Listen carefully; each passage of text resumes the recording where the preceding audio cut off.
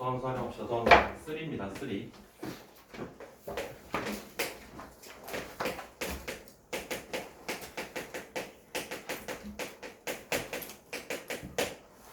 내용 자체가 되게 많지는 않아요.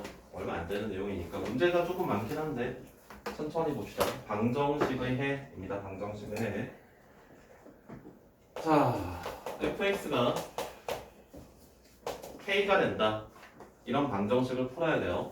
fx equal k라는 방정식을 풀려면 얘를 우리가 어떻게 해석할 수 있냐면 y equal fx와 y equal k의 교점으로 해석을 할 수가 있습니다. 교점으로. 원래 우리가 함수와 함수의 교점을 찾아라. 얘네들의 교점을 찾아라 라고 하면 얘네들을 이제 같다라고 놓고 방정식으로 풀었잖아요. 거꾸로 가는 겁니다. 방정식을 풀어야 되는데 우리가 뭐 3차 방정식은 근해 공식 같은 것들을 우리가 확인할 수 없기 때문에 얘네들을 그래프로 만들어서 x를 제외한 다른 문자는 이쪽으로 넘겨줘요. x에 관한 문자만 가지고 x에 관한 문자로만 있기 때문에 이 함수를 우리가 정확히 그리실 수 있습니다. y는 fx를 정확히 그리실 수 있을 거고요. y equal k라는 건 뭐야? 상수함수거든요.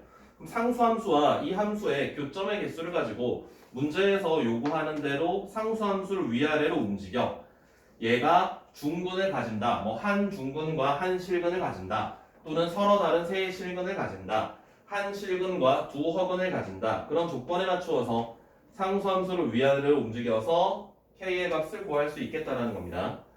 자, 이렇게 된다면 얘가 뭘 의미하지? 접하고요.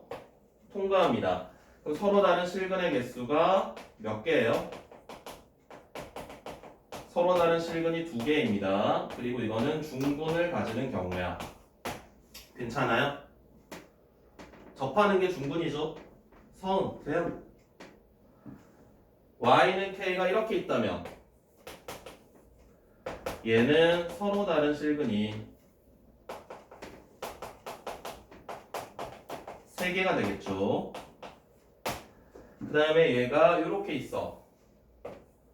교점이 하나밖에 없어요. 그럼 얘는 서로 다른 실근이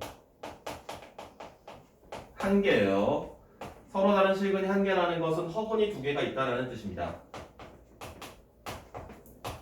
3차 함수이니까 얘는 물론 4차 함수와 교점의 좌표를 물어볼 때도 있습니다. 4차 함수와 뭐 접할 때를 만족시켜라. 아니면 4차 함수와 두 실근, 두 허근을 가지게 뭐 만들어라. 이런 것들도 있긴 합니다. 항상 x를 제외한 다른 문자 k, a, m 이런 것들을 우변으로 넘겨준 다음에 x에 관한 식을 정확히 우리가 함수를 그리실 수 있으니까 걔를 그린 다음에 상수함수를 위아래로 움직여서 조건에 맞게 해결을 하셔야 돼요. 이게 쉽습니다. 그냥 하는 것보다. 자, 부등식의 해도 봅시다. 자, fx가 어떤 k보다 크다. fx가 k보다 크다. 이 친구들은 y equal fx와 y equal k를 그린 다음에 fx가 더 크게 만들어주면 돼요. 예를 들어 fx가 뭐 이런 식으로 있다면 y는 fx가 이렇게 있다면은 얘의 최소값보다 k가 더 아래쪽에 있어야 되겠죠? 그래서 fx가 가지는 최소값보다 y는 k가 더 아래쪽에 있도록 만들어주면 된다는 겁니다. 이해되세요? fx의 최소값보다 k의 값이 더 아래쪽에 있으면 된다. 괜찮니? 유빈 이해돼요? 상현 돼? 돼? 얘는 이해되세요? 성원이 되니?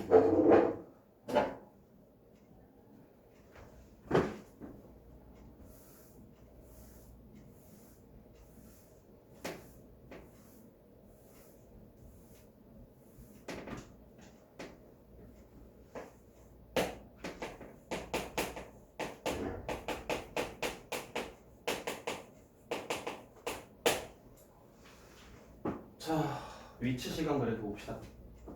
방정식, 부등식은 이게 끝이고요. 이거 가지고 이제 뭐 자질구레한 조건들이 막 따라오긴 할 거야. 자, 위치 함수.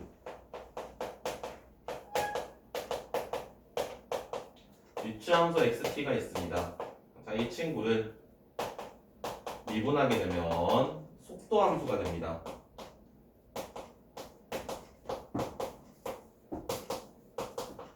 속도 함수를 한 번 더 미분하게 되면 가속도 함수가 됩니다.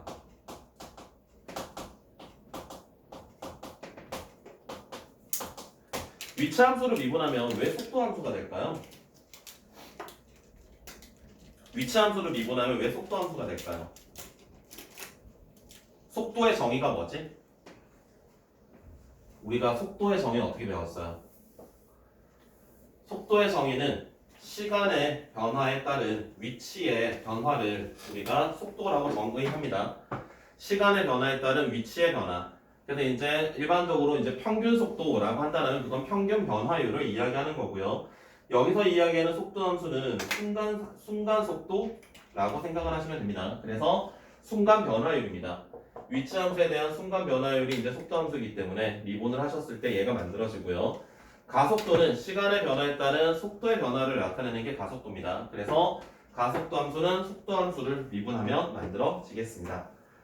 여기서 제일 중요한 게 속도 함수인데요.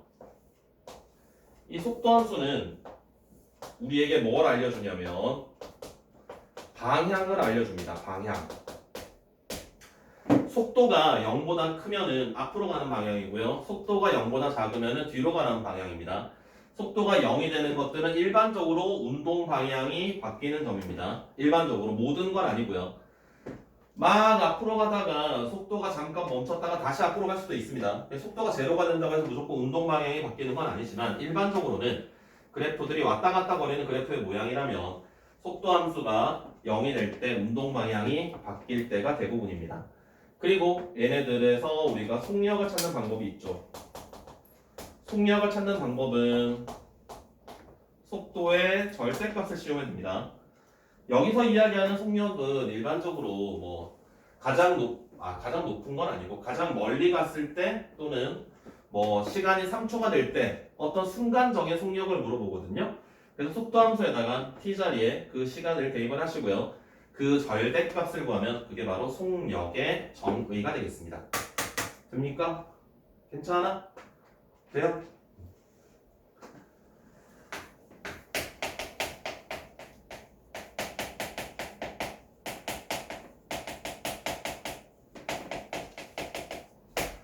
자, 시각에 따른 변화율을 봅시다. 또 이것만 하면 끝인데요. 써머리는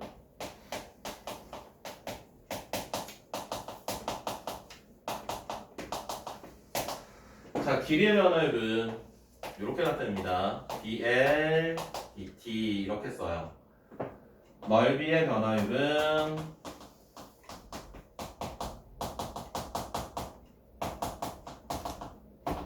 ds, dt. 그 다음에 부피의 변화율은 덥다.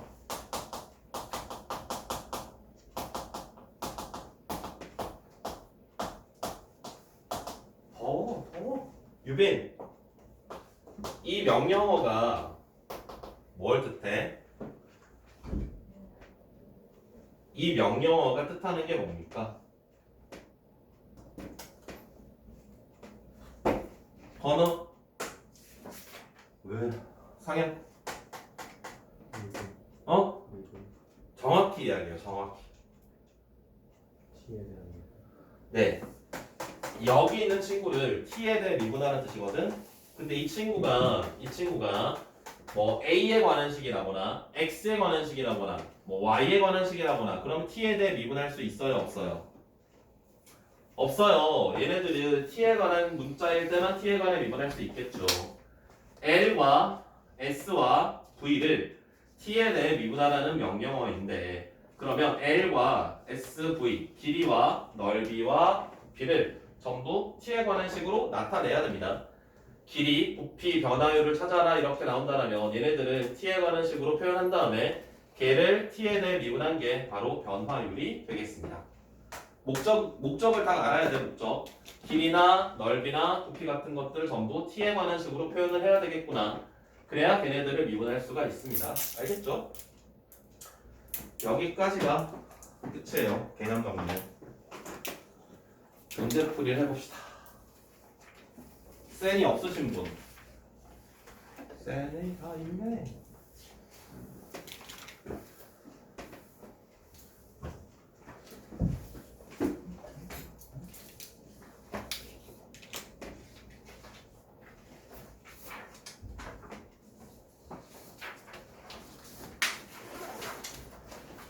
자, 104쪽에 유형 1번 646번부터 써드릴게요.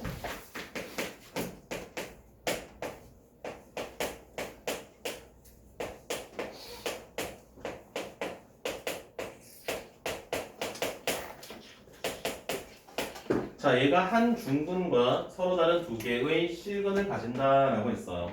자, K를 넘겨줍니다. K를 넘겨주시고요.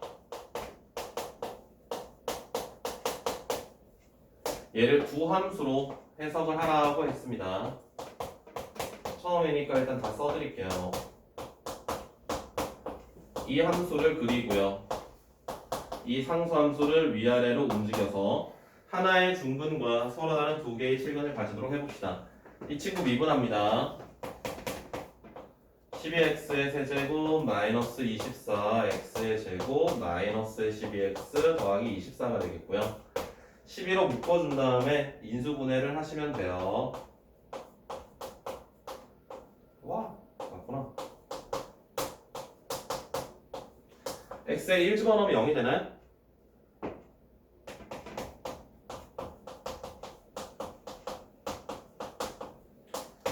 그래서 2 집어넣으면 0이 되지.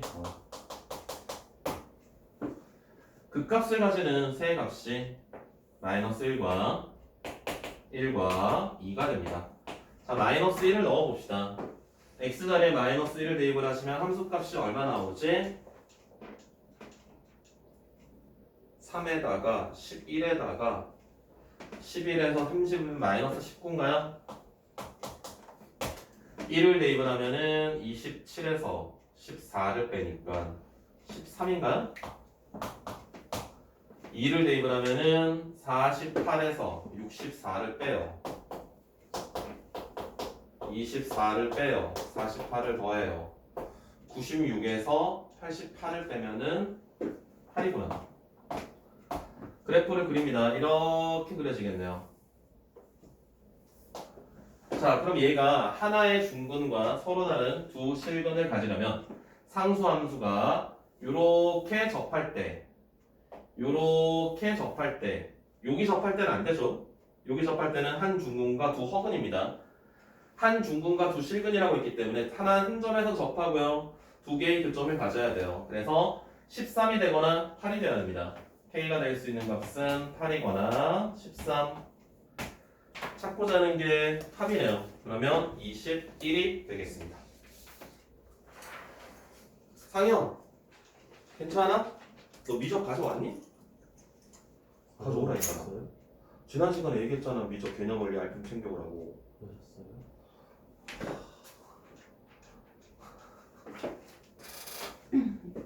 자, 653 보세요. 653 다음에 653번. 엄마가 책 사라고 얘기 안 했어? 엄마한테 내가 얘기했는데.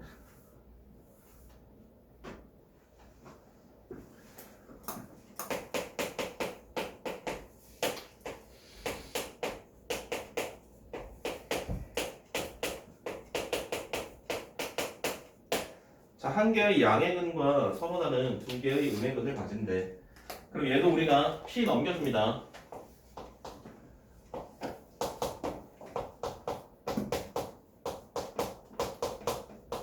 이 함수랑 상수함수의 교점을 가지고 해석을 하시면 돼요. 한 개의 양의 근과 두 개의 음의 근이에요. 얘 그래야 됩니다. 미분할게요. 자, 0이 되는 값이 1과 마이너스 2가 되겠네. 바로 그릴까? 1과 마이너스 2. 마이너스 2를 대입을 해봅시다. x자리에 마이너스 2를 대입을 하시면은 얼마니? 36인가? 36에서 16을 빼나요? 20입니까? 1을 대입을 하면은 마이너스 7. 원점을 지나가니까 이렇게 그려지겠네요. 한 개의 양의 근과 두 개의 음의 근입니다.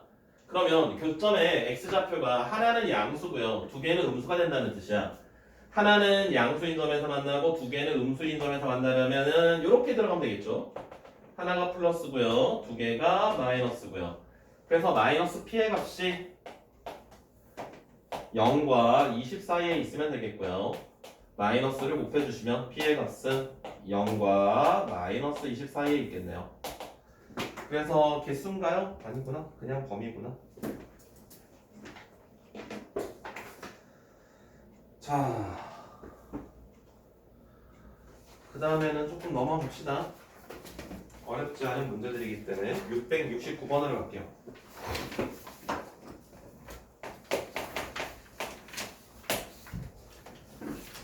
자, y는 x세제곱 마이너스 kx 1,1에서 접선을 긋는데 그때 접선이 교점 서로 다른 두 개의 접선을 그을 수 있답니다. 자, 1,1에서 여기에 서로 다른 두 개의 접선을 그어라. 자, 1,1 곡선 밖의 점이기 때문에 여기다 대입해서 막 K 찾고 이러면 안 됩니다. 곡선 밖의 점이에요. 그래서 접점을 세팅을 해야 됩니다. 우리가 접점을 t, t 세제곱 마이너스 kt라고 잡으시고요. 자, 그럼 기울기는 미분하신 다음에 t를 대입을 합니다.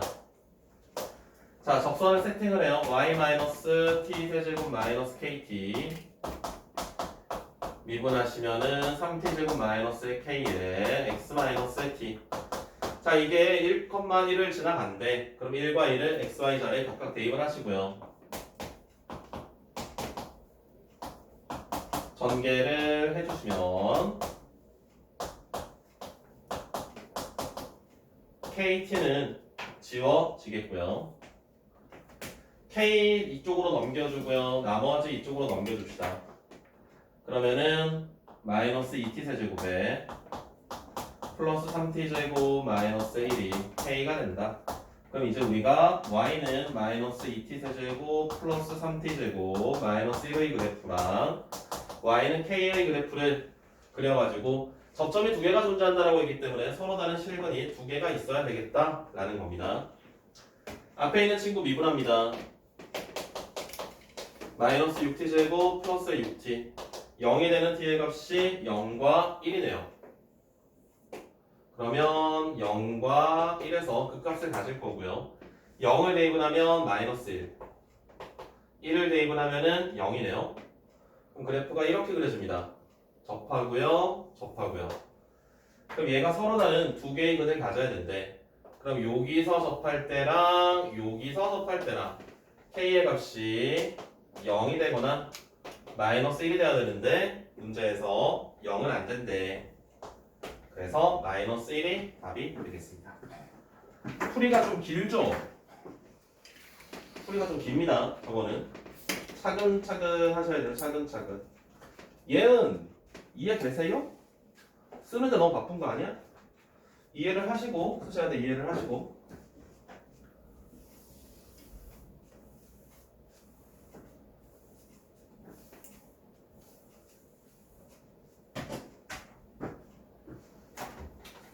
자, 다음에 672번 봅시다. 부등식이네요. 부등식.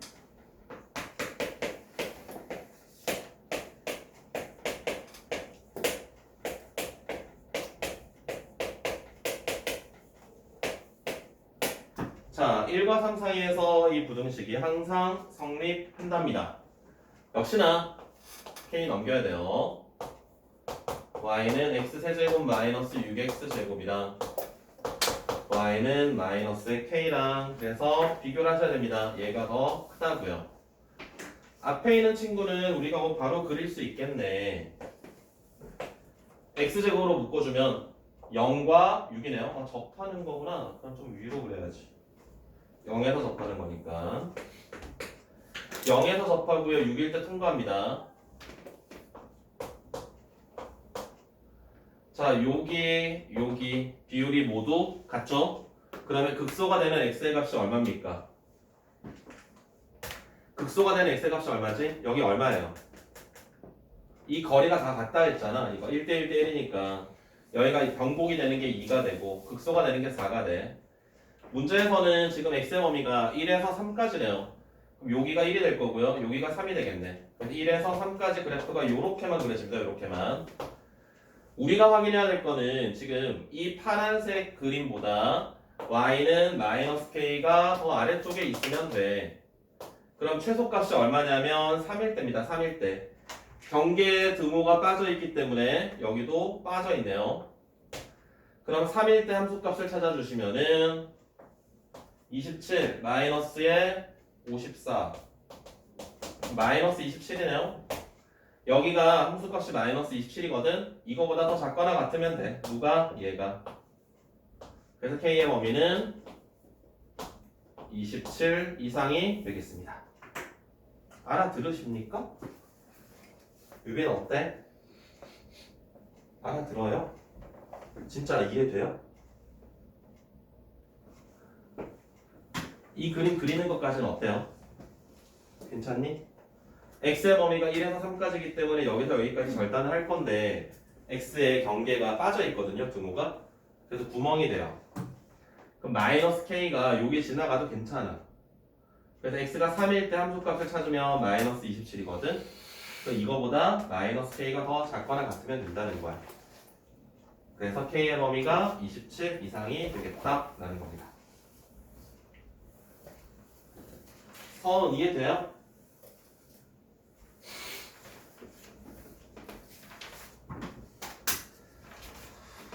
자, 그 밑에 것도 같은 형태고 다음 페이지에 679번 봅시다. 이건 다른 형태.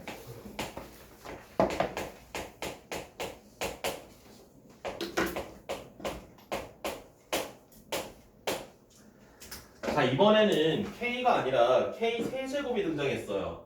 그리고 x랑 곱하기로 나와 있어요. 만약에 k 세제곱이더라도 제가 혼자 있다라면 우변으로 넘겨가지고 왼쪽에 함수 그린 다음에 상수함수로 우리가 찾을 수 있는데 얘는 지금 여기 붙어 있어요. 이건 상수함수로 나타낼 수 없습니다. 얘는 그냥 이거 자체를 가지고 가셔야 되는데 4차 함수이기 때문에 얘가 언젠가는 감소하다가 위로 올라갈 겁니다. 극소가 존재할 거예요.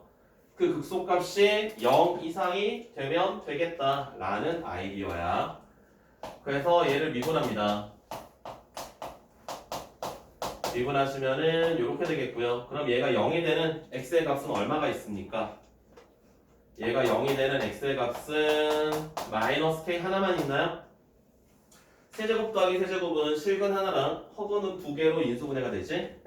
그러면 결국 주어진 4차 함수는 x가 마이너스 k일 때 극소값을 가질 거야. 그럼 이 극소값이 0 이상이 되면 된다는 겁니다. 그럼 마이너스 k를 x자리에 대입을 하세요. 그러면 k의 4제곱 마이너스 4k 4제곱 더하기 3이 0 이상이 되어야 되겠고요. k의 4제곱이 1보다 작거나 같다. 그러면 k의 제곱이 1보다 작거나 같다. 그러면 k의 값은 1과 마이너스 1 사이가 되겠습니다.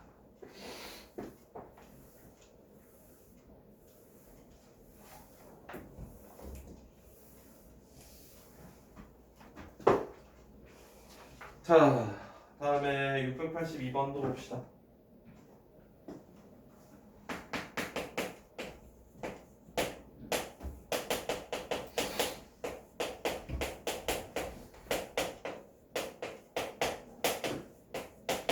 자, fx가 이렇게 있고요. gx가 2x 세제곱에 5x제곱 마이너스 x 마이너스의 a로 나와 있습니다.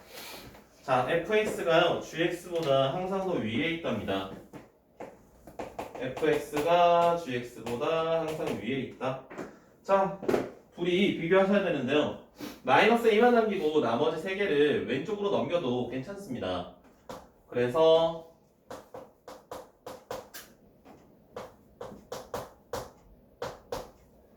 이 친구랑 이 친구랑 비교해도 됩니다. 이렇게 이해되세요? gxa는 이 세 개의 항을 이쪽으로 넘겨준 겁니다. fx 쪽으로. 괜찮아? 돼? 알아들어? 알아들어? 미분합니다.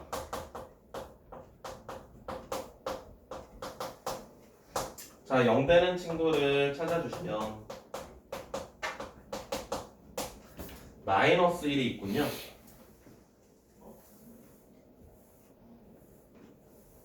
마이너스 1이 있고 또 없나? 인수분해를 하시면 또 있네. 2랑 마이너스 1, 마이너스 1에서 접하는 거네. 그러면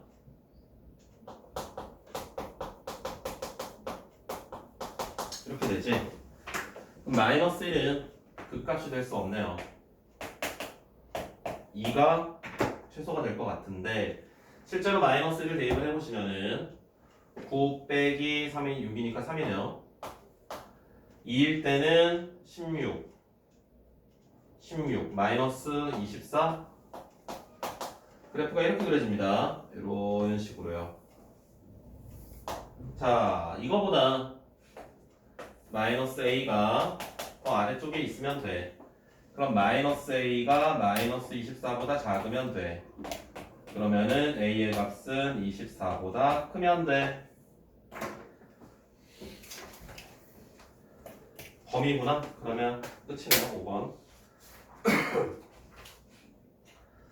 자, 다음 687번 봅시다. 상영. 아이고, 덥지? 사경을 헤매고 있네.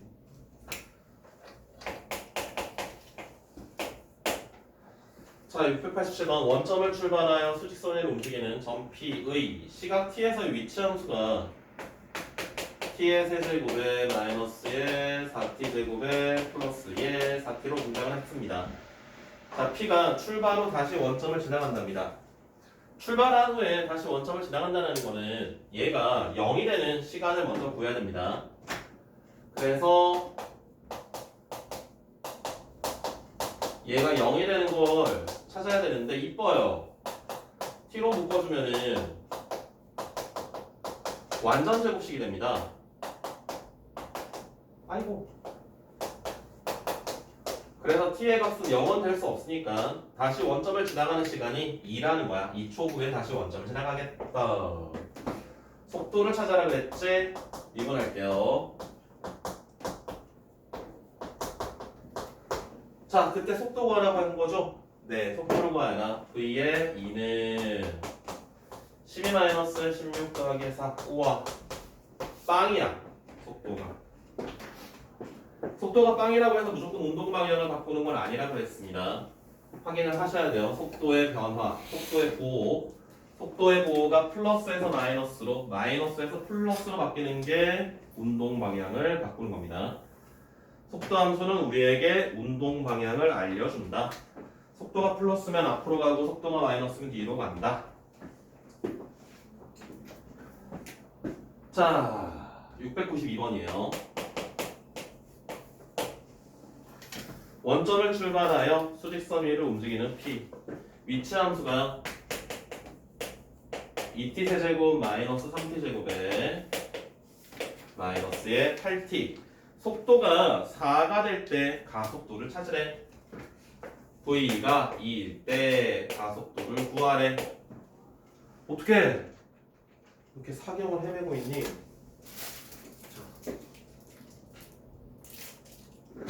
아이고. 자, 속도 함수 찾을게요.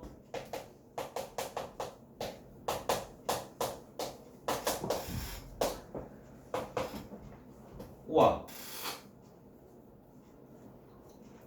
가속도를 찾아야 되지. 12t 마이너스 6. 속도가 2가 되려면은 몇 초니? 아, 속도가 2가 되는 거 따로 뽑아서 써야 되겠네. 얘가 2가 되는 시간 넘겨주면은 6t제곱 마이너스 6t 마이너스 10이 0이 되는 거니까 3, 2, 5, 2 맞나? 6 아닌데 6일인가? 뭐야?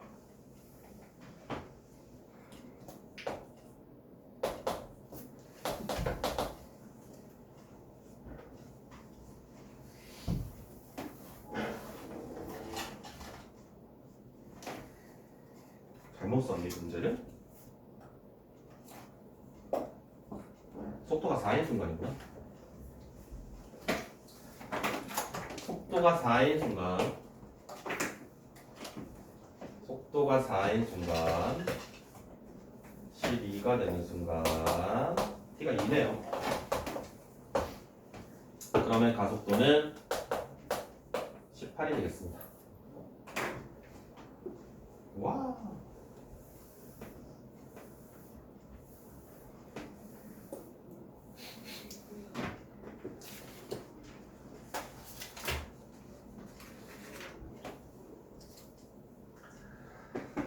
자, 695번은 그냥 넘어가도 되겠다. 제동거리는 해야죠. 701번은 합시다. 701번.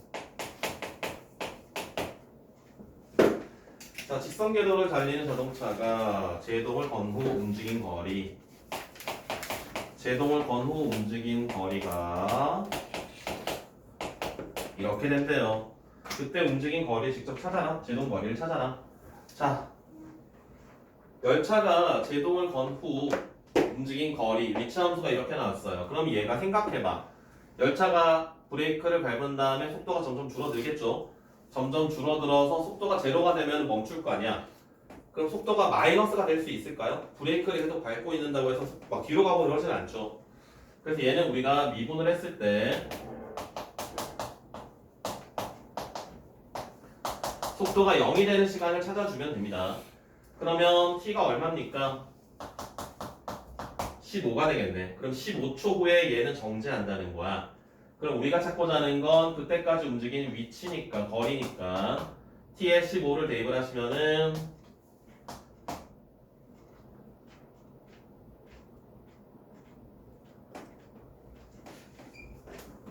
얼마니?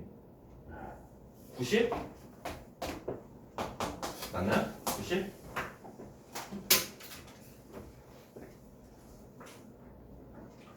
상현 어떡해.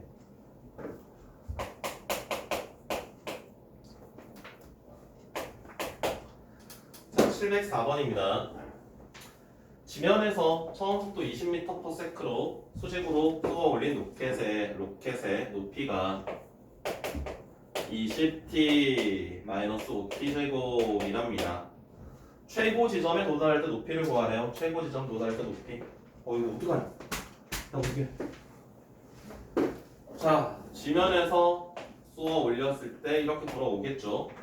최고 지점은 어떤 특징을 가지고 있죠? 최고 지점은 예은 최고 지점이 가지고 있는 특징 어떻습니까? 최고 지점이 가지고 있는 특징 운동 방향이 바뀌는 점입니다. 운동 방향이 바뀌는 점은 속도가 제로가 되는 점입니다. 그래서 속도 함수를 찾아주면은 20-에 10t가 되는데요. 이 친구가 0이 되는 t의 값이 2입니다. 즉 2초 후에 최고점에 도달하겠다. 그럼 그때의 높이를 찾으면 되겠지? 20m가 되겠네요. 최고 지점이 20m가 되겠습니다.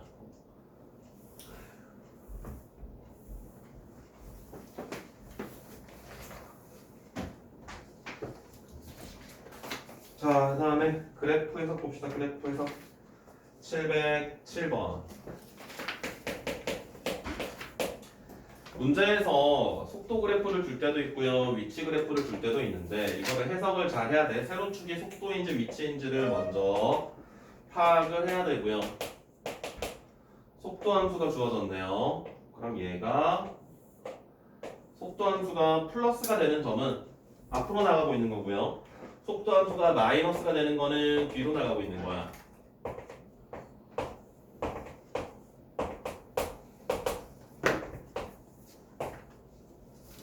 i까지 있네요. i까지.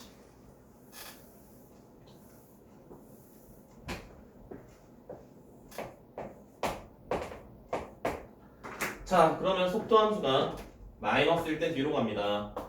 앞으로 갑니다. 뒤로 갑니다. 자, 이 움직임을 해석을 해볼게요. 잘 봐. 뒤로 가는데 점점 빨리 뒤로 가요.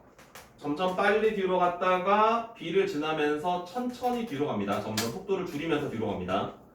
그러다가 D가 되었을 때 멈춰요. D가 될 때 멈춥니다. 그 다음 다시 방향을 바꿔서 앞으로 갑니다. 점점 빨리 앞으로 갑니다. E에서 G까지는 속도가 같거든요. 그럼 이건 같은 속도로 앞으로 가고 있는 거야. 등속 운동입니다. 등속 운동. 같은 속도로 앞으로 가다가 천천히 앞으로 가다가 멈춰. 뒤로 옵니다. 점점 빨리 뒤로 갑니다. 그래서 운동 방향을 바꾸는 거는 여기 두 군데가 있어요. D와 H일 때 운동 방향을 바꾸게 됩니다. 자, 보기를 봅시다. 1번 A일 때 가속도는 음이다. 자, 가속도는 속도 함수를 미분한 거죠. 자, 여기에서 접선의 기울기 마이너스 맞습니다. 2번 D에서 E까지 속도가 증가하느냐. D에서 E까지 속도가 증가하고 있습니까? 맞나요? 맞죠? 3번 B에서 E까지 가속도는 일정하다. B에서 E까지 기울기가 일정하니 직선이 있고 기울기 일정하죠? 참이고요. 4번 F일 때 정지해 있다. 아닙니다. F일 때 앞으로 가고 있습니다. 정지하는 순간은 D와 H 속도가 제로가 될 때, 그 다음에 0에서 I까지 운동 방향 두 번 바꾼다. 맞습니다. 그래서 옳은 것은 틀린 것은 4번 F일 때 정지해 있는 게 아니라 앞으로 가고 있습니다. 다음 709번. 자, 얘는 위치 함수야.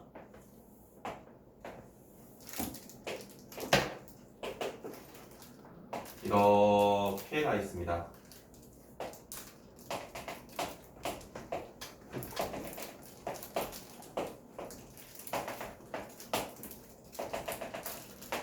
자, 이거는 위치 함수입니다. 위치 함수. 위치 함수는 실제로 그 시간일 때 그 점이 있는 거야. 좌표를 얘기하는 겁니다. 0에서 0에서 A초까지는 앞으로 0에서 A초까지는 앞으로 전진합니다. A초일 때 이만큼 가 있어요. A초일 때 이만큼 가 있어요. 여기 접선의 기울기가 0이 되는 거니까 운동 방향을 바꿉니다. 뒤로 옵니다. 점점 뒤로 옵니다. B초일 때 다시 원점을 지나면서 계속 뒤로 갑니다. 계속 뒤로 가서 C초일 때 제일 뒤로 가 있습니다. 마이너스 3만큼 가 있습니다. 그리고 C초일 때 운동 방향을 바꿔서 다시 앞으로 돌아옵니다. D초일 때 다시 원점을 지납니다. 출발점을 지나가는 건 두 번이 있을 거고요. 운동 방향 바꾸는 거 두 번이 있을 거고요. 원점으로부터 가장 멀리 떨어져 있는 건 여기가 됩니다. 뒤로 3만큼 가 있기 때문에. 알겠어요? 자, 보기를 볼게요. 기억 0에서 B까지 속도는 A일 때 최대다. 아니에요. A일 때 속도는 제로입니다. 니은 B초일 때 운동 방향 바꾼다. 아니에요. B초일 때 원점을 지나갑니다. 기억, 니은 다 틀렸네요. 디귿 C일 때 속도는 제로이다. 맞습니다. 운동 방향 바꿉니다. 리을 0에서 D까지 원점에서 가장 멀리 떨어져 있는 건 C일 때 맞습니다. C일 때 뒤로 3만큼 가 있습니다. 제일 멀리 떨어져 있습니다.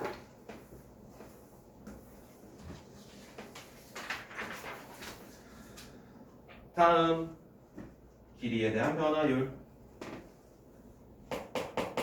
시각에 대한 변화율, 길이 변화율.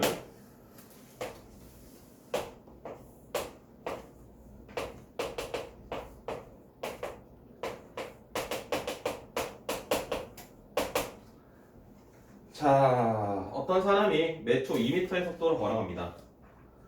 매초 2m, 여기가 2t가 돼요. 그래서 이렇게 가로등이 있습니다. 자, 얘네는 두 가지로 항상 등장했었는데 그림자 길이의 변화율을 물어보기도 하고요. 그림자 끝의 속도를 물어보기도 합니다. 이 그림자는 여기 생길 거야. 항상 여기 길이를 우리가 L로 잡으면 돼요. 그러면 다 풀립니다. 자, 그 다음 우리가 해야 되는 작업은 뭘 할 거냐면, 자, 이 삼각형과 전체 큰 삼각형이 닮음이다. 닮음을 쓸 겁니다. 저기 조그만 삼각형과 큰 삼각형 닮음. 자, 그러면 조그만 삼각형 1.8 때 L은 3대 L 더하기 2t 괜찮아요? 돼요? 닮은 요 삼각형과 전체 삼각형이 닮음이니까 요거 대 요거는 요거 대 이거 내항이고 외항의 부분 하시면요 3L은 1.8L 더하기 3.6의 t 1.2L이 3.6의 t 그러면 끝났네. L이 3t네요. 자, 문제에서 찾고자 하는 건 시각에 따른 그림자의 변화율입니까? 그림자 길이의 변화율이기 때문에 얘를 그냥 미분하시면 돼요. 그림자 길이의 변화율은 3이 됩니다. 만약에 그림자 끝의 속도를 물어봤어요. 그림자 끝의 속도. 그럼 그림자 끝점은 이 점은 얘가 가로등 밑에서 출발할 때 시작해서 여기서부터 여기까지 온 거거든? 맞아요? 그림자 끝은 여기서부터 여기까지 온 거야. 그럼 여기 전체 거리가 얼마야? L이 3t니까 전체 거리는 5t가 되겠죠. 5t를 미분한 게 그림자 끝의 속도입니다. 그림자 끝의 속도는 5가 되는 거야. 이해돼요? 이해됐어요? 서은 이해돼요? 다음 715번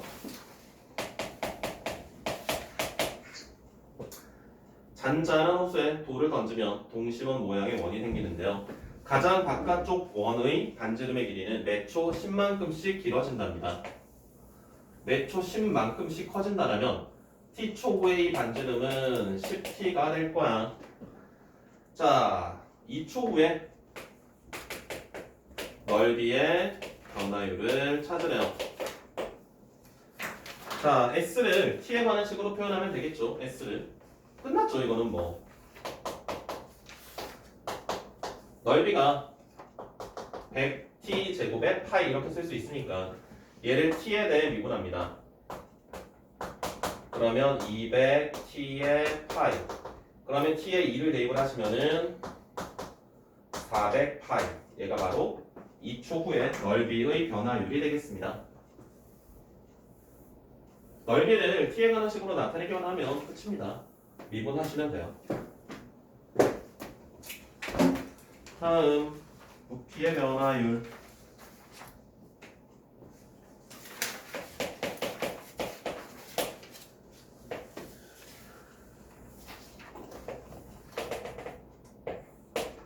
반지름이 2인 고무풍선 반지름의 길이가 매초 5mm씩 늘어나는데요. 처음에 반지름이 2cm였는데 0. 반지름이 2였는데 0.5만큼씩 늘어난다는 겁니다. 이해됩니까? 5mm가 0.5cm죠. 이게 단위를 통일시켜야 돼요. 2 더하기 5t 하면 안 돼. 자, 부피의 변화율을 물어봤죠? 언제? 4초구. t가 4일 때 부피의 변화율. 자, 9의 부피 어떻게 찾습니까? 3분의 4 파이 r의 세제곱이죠. 그럼 얘를 미분하면 그대로 미분하면 안 되죠. 바꿔치기 하고 미분해야지. r 자리에 2 더하기 2분의 1t라고 씁시다. 자, 얘를 이제 미분할 거야. 자, 3 내려오고요. 2 더하기 2분의 1t의 제곱이 되고요. 이거는 속미분을 해야 됩니다. 이걸 지금 수투에 낸 거는 얘를 전개시킨 다음 미분하라는 건데 우리는 속미분을 이용하면 더 빨리 할 수 있죠. 합성함수 미분입니다. 얘 내려와서 1 줄여주고 안에 있는 게 1차식이나 2차식이나 이런 것들이기 때문에 얘를 미분한 거 2분의 1을 뒤에 곱해줘야 돼.